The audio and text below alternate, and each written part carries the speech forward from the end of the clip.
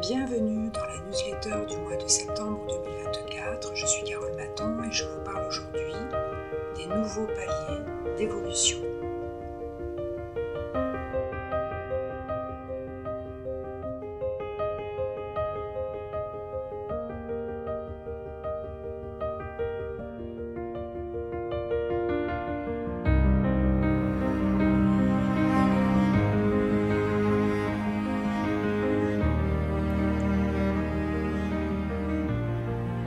Nous avons dans ces temps la possibilité de nous expanser sans cesse. Cela va dépendre de chacun d'entre nous, de comment nous le ressentons au fond de notre cœur et de notre mission d'incarnation.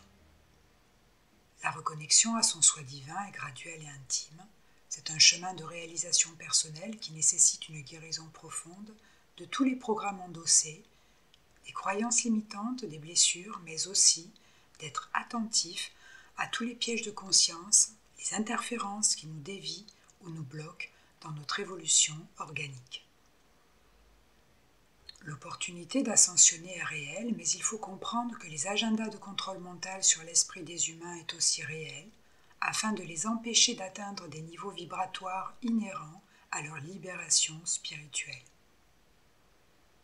Mais pour celui ou celle qui décide de se guérir et de se libérer et de donner du sens à sa vie, il y a des possibilités infinies d'expansion au travers de notre technologie divine, qu'est notre corps, en traversant progressivement chaque palier d'évolution qui nous rapproche à chaque étape de notre soi divin et ainsi de notre libération spirituelle.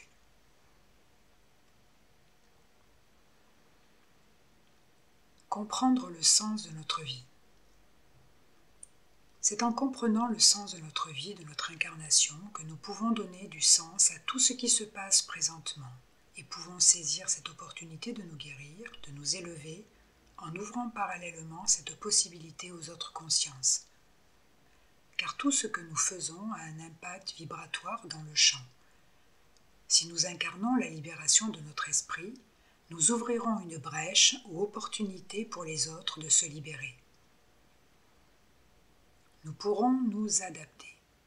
Dans cette période de grande transition, si nous comprenons que le sens de notre vie est de changer cette humanité en nous changeant nous-mêmes, plutôt que de se morfondre au travers de toutes les horreurs, mensonges, corruptions, violences auxquelles nous sommes confrontés. Car aujourd'hui, pour des êtres sensibles, il peut être difficile de vivre au milieu de ce chaos et de toutes ces incohérences. Il ne s'agit pas d'être apathique ou insensible, ni d'être irresponsable par rapport à ce qui se passe. Il ne s'agit pas de se mettre en colère au travers de sentiments d'impuissance ressentis. Il s'agit de voir ce qui se passe avec le plus de hauteur possible et de devenir responsable de ses propres agissements, car tout ce que l'on fait a un impact sur soi, sa vie et le grand tout. Il s'agit de reprendre sa responsabilité et de donner un réel sens à sa vie en développant l'accord de soi, l'amour de soi, la responsabilité de soi plutôt que le découragement, l'impuissance, le doute, la dualité, la peur, qui sont des sentiments qui nous asservissent et qui amènent à des états d'addiction divers et variés. Ne nous laissons pas submerger par le chaos ambiant où cela nous entraînera dedans.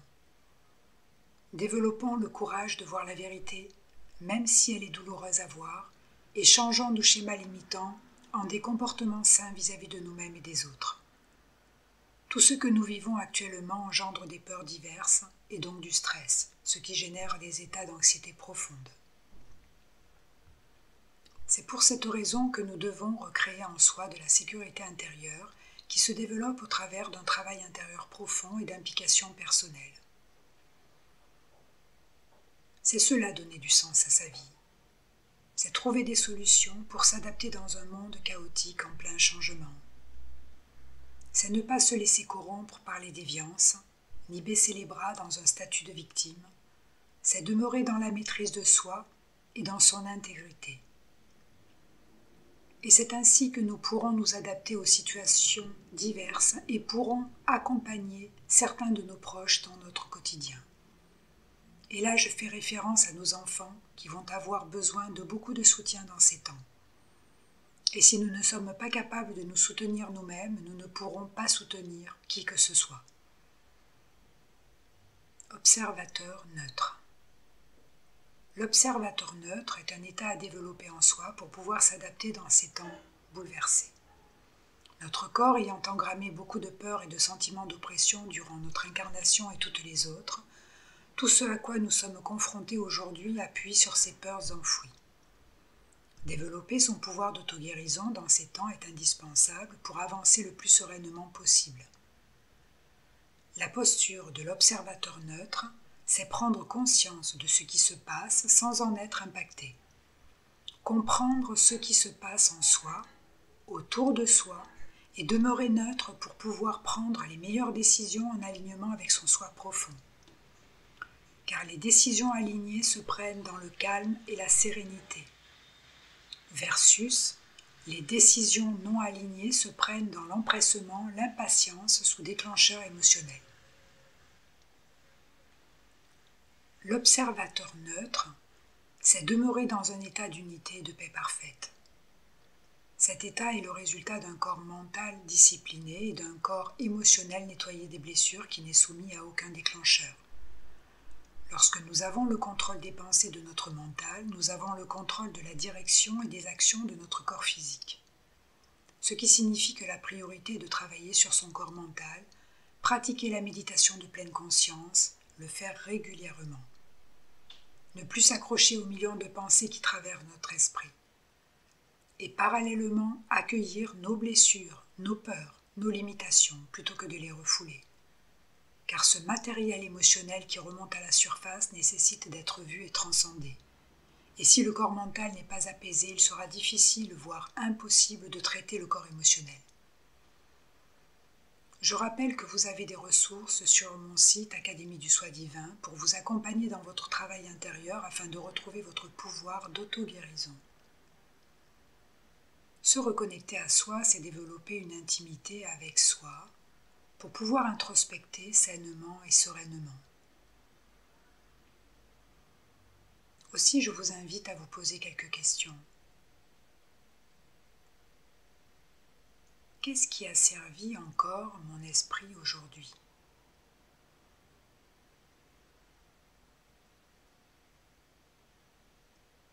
Quelles sont les peurs que je ressens qui me bloquent encore dans mon évolution ?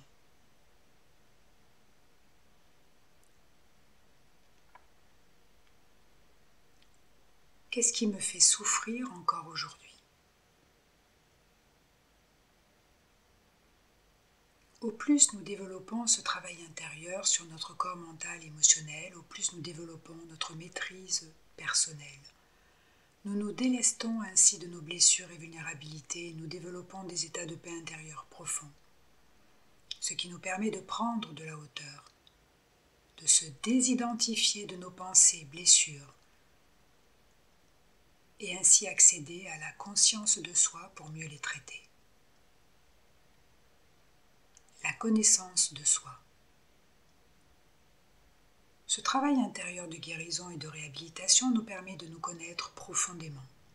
Nous découvrons comment nos programmations mentales intégrées depuis notre naissance nous conditionnent dans nos actions et comportements, ce qui amène à voir le monde de façon différente ainsi que les structures au contrôle de ce monde. Aller à la rencontre de ces zones d'ombre nous libère de tout asservissement car nos ombres sont des failles par lesquelles nous sommes maîtrisables et contrôlables et nous pouvons l'être à divers niveaux. La plus grande blessure que nous devons guérir au fond de notre cœur en tant qu'être humain, c'est de retrouver l'amour de soi, la valeur de soi, ce qui nous permet de stopper l'abus sous toutes ses formes et de sortir de l'asservissement.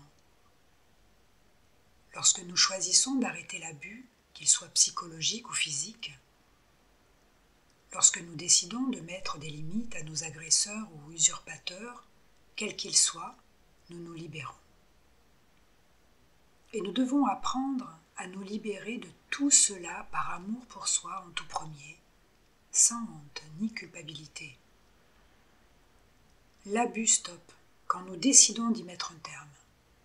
Car il faut comprendre que l'abus existe, car nous l'avons laissé s'étendre par non-amour de soi, par ignorance, ou crédulité, ou innocence. Et voilà l'état de notre monde aux mains d'esprits psychopathes qui ont abusé les humains avec diverses stratégies trompeuses et usurpatrices pour servir leurs propres intérêts au détriment de l'évolution organique des êtres et de la planète Terre. Il est temps de se réveiller et de développer sa conscience sur ce qui se passe. Il est temps de donner du sens à sa vie et d'exprimer son être véritable. Il est temps d'arrêter de donner son autorité à des trompeurs et usurpateurs, quels qu'ils soient. Et dans un premier temps, il ne s'agit pas de se culpabiliser de s'être fait avoir ou berner, il s'agit de voir la vérité en face, car la vérité développe la conscience et la conscience est énergie. C'est-à-dire qu'elle va ouvrir un nouveau possible, une nouvelle fréquence dans le champ qui pourra être accessible à d'autres consciences. La connaissance de soi et de nos intimes profondeurs, si sombres soient-elles, fait germer en soi de nouvelles perceptions de la réalité. Quand on se libère de nos peurs, on se libère de notre asservissement. Et là, nous devenons véritablement utiles à nous-mêmes, à nos proches et à notre vie. Écouter son intuition profonde et se libérer de la peur. Lorsque l'intuition nous murmure ce que nous devons faire, il est important de l'écouter. La voix de l'intuition, c'est la voix de l'âme, du soi divin, qui nous pousse à nous expanser. Ce langage est très subtil. Il se décode au travers de ressentis, de synchronicités, de signes divers, jusqu'à ce que nous soyons intimement convaincus que c'est la bonne direction à prendre. Cela peut être ressenti à divers moments, comme faire des sauts dans l'inconnu, mais ce que l'on ressent au fond de soi est si fort et si évident que cela nous porte en avant malgré l'adversité.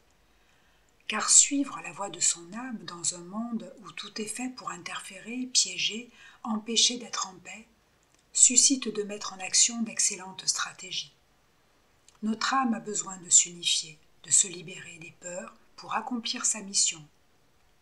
Et si nous sommes honnêtes envers nous-mêmes, nous devrons dépasser nos peurs avec comme seule boussole ce que l'on ressent au fond de soi. La libération, c'est ne plus se laisser asservir par des pensées négatives, des émotions négatives, des dialogues intérieurs négatifs issus de nos blessures non guéries. C'est se faire confiance, se donner de la valeur en écoutant les besoins de son âme au fond de soi. La personne devra ainsi passer par des transitions de vie, des séparations, des deuils, des changements de travail ou de localisation. Au cours de ces transitions, le courage et la foi sont à développer car les peurs et traumas du passé remontent à la surface pour être vus et transcendés. C'est ainsi que la guérison s'effectue. C'est comme s'il était nécessaire de se purger de tout ce qui reste à nettoyer dans cette étape précise de notre vie pour passer à un nouveau palier d'évolution. Cela peut être des moments inconfortables qui nécessitent du calme, du repos, pour morpher vers une plus haute version de soi-même. Lorsque les résistances essaient d'empêcher l'évolution, il s'agit de les accueillir avec sagesse pour mieux les démanteler. Dépasser ces limitations et ces peurs nous renforce intérieurement. Au plus nous suivons notre guidance interne, au plus nous nous exprimons et exprimons notre nature véritable et développons de nouvelles capacités qui étaient jusque-là encore endormies. Nouveau palier d'évolution. La guérison intérieure est graduelle. Il s'agit de peler les couches de l'oignon, les unes après les autres, se détacher de tout ce qui nous a servi et nous limite. Cela peut être des attentes, des croyances, du matériel, un statut auquel nous nous accrochons pour soi-disant exister aux yeux des autres. Les programmations auxquelles nous avons été soumis sont si vastes. À chaque palier de notre évolution, les vulnérabilités et les peurs remontent à la surface pour être vues et purgées, afin que notre soi profond reprenne sa véritable place dans notre corps physique et qu'il en redevienne le capitaine.